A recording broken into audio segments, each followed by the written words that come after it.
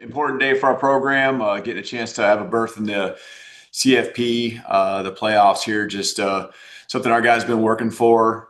Going back really the beginning of January, so 11 months, and the work paying off and everything we did this season leading to this opportunity. Obviously, a team that we know well with Oklahoma, one that came here and obviously was a battle, was a physical game, and came out on the wrong side. But looking forward to third meeting in less than 2 years, or really just probably 12 or 13 months, and so each team knows what to expect, know each other well, and know it'll be a hard fought game. All right. Thank you, Coach. We'll go ahead and start with Charlie Potter. Yeah, hey coach. Just want to see if you had an update on Xavier Brown and Justin Jefferson. I know both those guys left the game last night. Just maybe an early outlook for this playoff game. We haven't met and got the report, but just going off of last night, I would expect with the severity that they'll both be good to go with the whole week off here and stuff. So, Let's go to Joe Gaither next.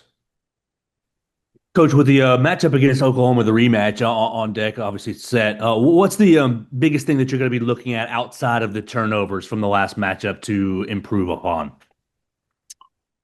yeah, no, that's a good question. Because that was a really important part of the game, the field position in general, and that's you get to this point and you're playing the top tier teams. That's what it is, right? It's getting short field. It's making your own breaks.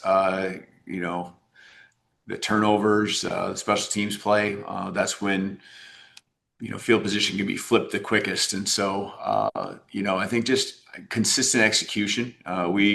We moved the ball, but it wasn't as consistent as it needed to be. We were, maybe in the fourth quarter, not able to get that drive. And I haven't really gone back and reviewed the film, but it wasn't that long ago. So coming up short at the end of the game was disappointing because that's something we've done a pretty good job of. And so, yeah, I mean, other than the turnovers, because we got down in their territory and had the big play was the interception for a touchdown. But there's more plays to it than that. There's things that happen that, you'll go back to, but there's things that obviously we'll evaluate and make adjustments to what we saw and what the original plan was. Colin Gay up next.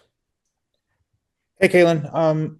Saw a lot of Damani Jackson against Georgia. I would assume that Damani's season overall hasn't been how he thought it would go. How would you assess how he played yesterday and kind of how he's handled kind of the role that he's been in over the past, say, this season, I guess?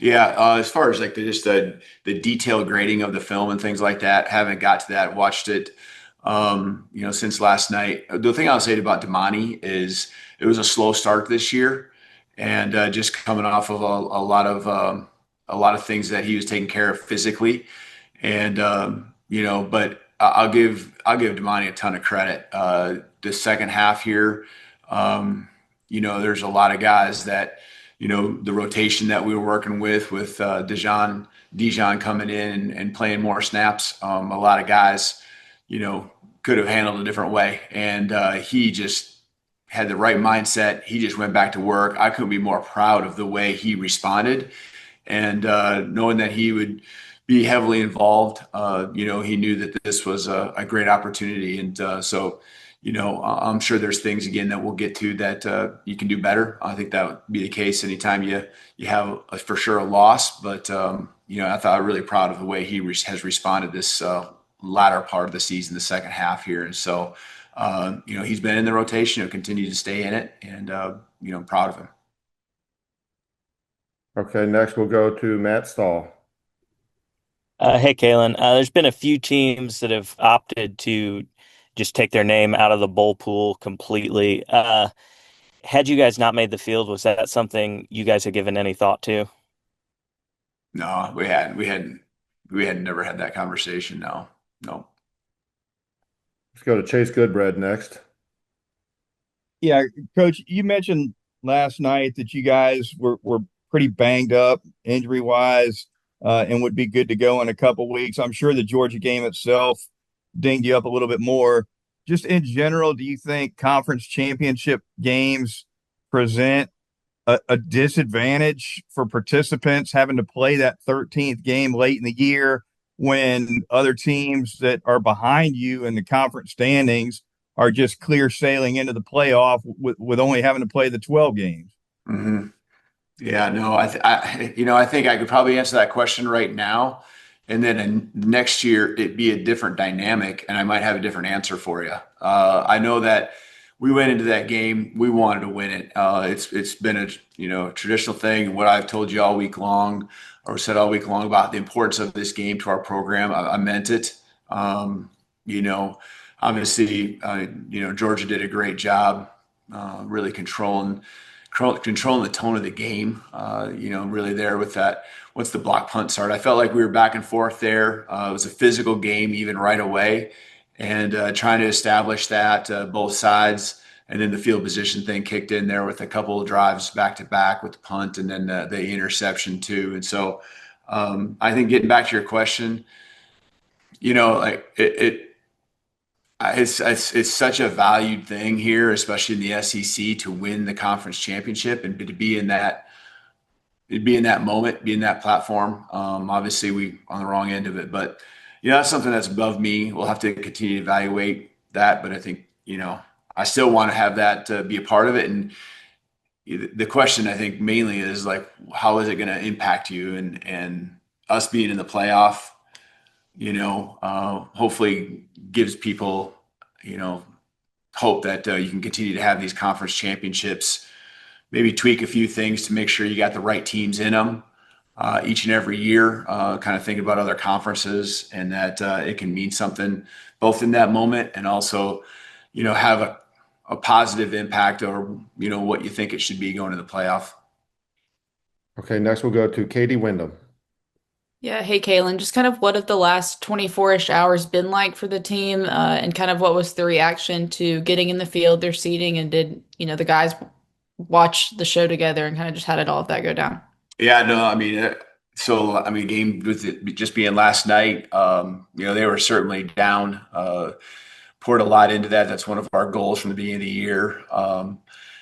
Just when you don't control your own destiny now and you're putting it in someone else's hands. I know there's so many good teams in the country. You don't know, and so we did not. And this was from the beginning. We did not have anything set up for today. We're meeting tomorrow morning at 9 o'clock, and so there's things that we have where we can communicate with the team, and I just know that their response has been a lot of excitement.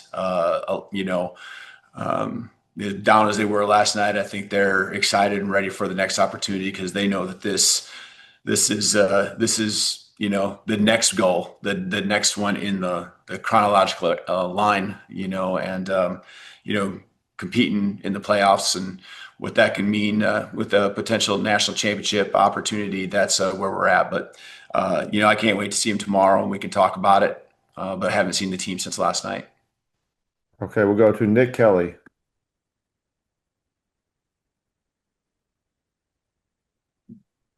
Nick, you there? Go ahead.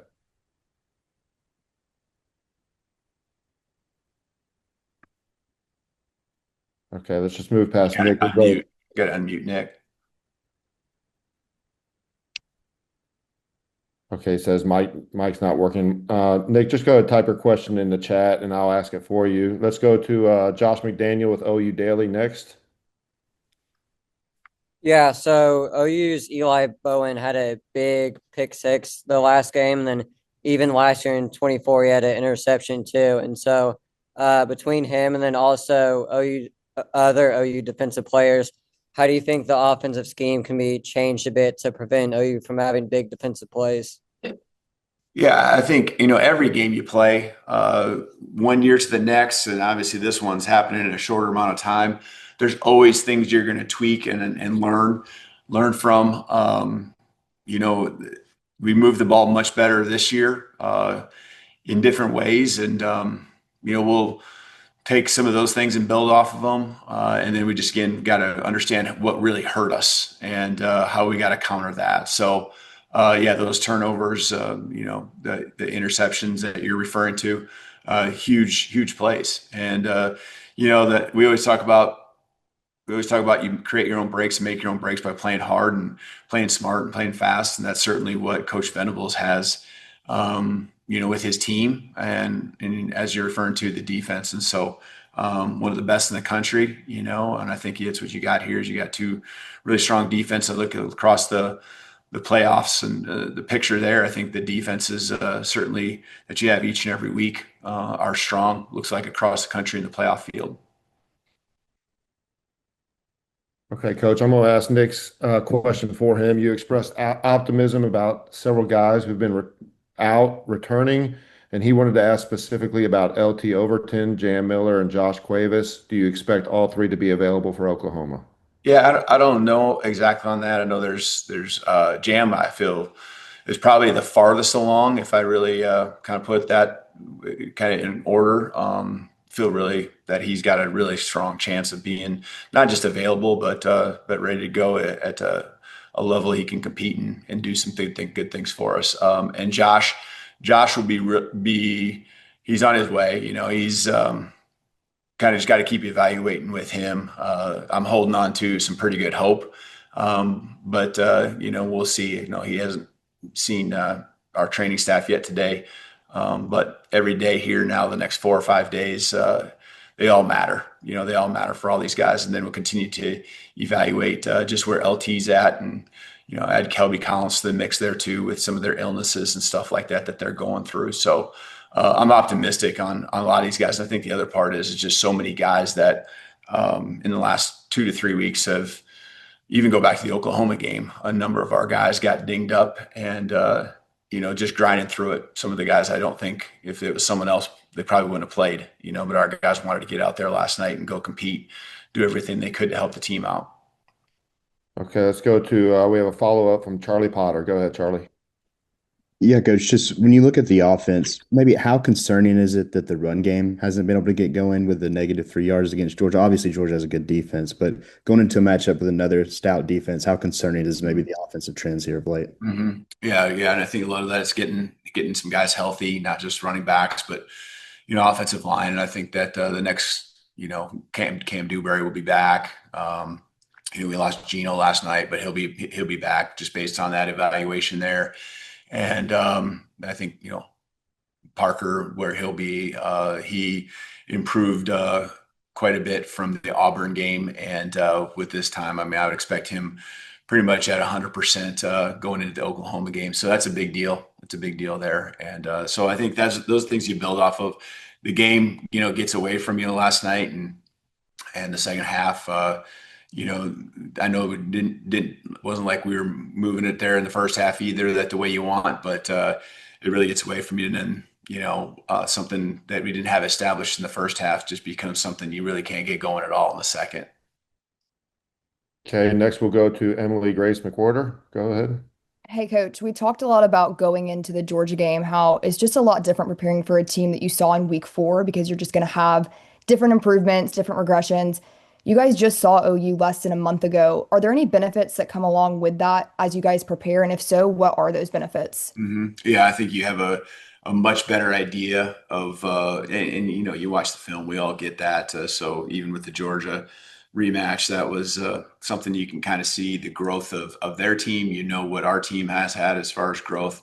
But like you said, it's certainly much tighter as far as the timeline here. And so you have a better understanding, and again, I'm sure some guys that were dinged up for them, probably just knowing, the schedule and how we all are at that point of the year. I'm sure, Oklahoma's looking to get some guys back, including, probably a continued stronger quarterback with Mateer, and so I know that that's the case, the thing that draws a lot of attention on their end, but, we're looking forward to this rematch.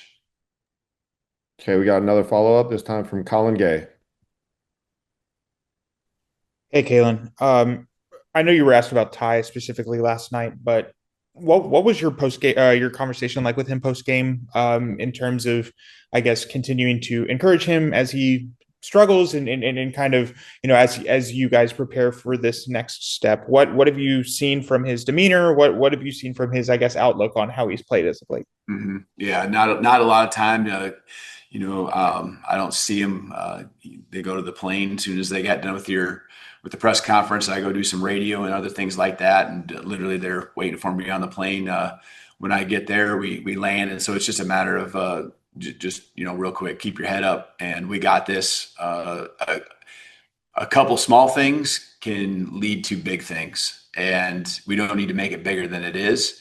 And we just got to keep chipping away, much like I talked about weeks ago with the run game. I know I didn't show it last night, but there was a lot of improvement in what I look at the Oklahoma game and the Auburn game. We were one of the top 3 teams in rushing in SEC games against both of those teams. And so, being persistent and just staying the course, addressing things. You do have to acknowledge and address and be truthful. But small things, and sometimes it's not just you, it's everyone around you, just everyone picking up their game and doing their part. That can go a long ways to a much higher level of success that I know we all expect. Okay, looks like that's it. Thank you, Coach. Appreciate the time. Yeah, thank you guys.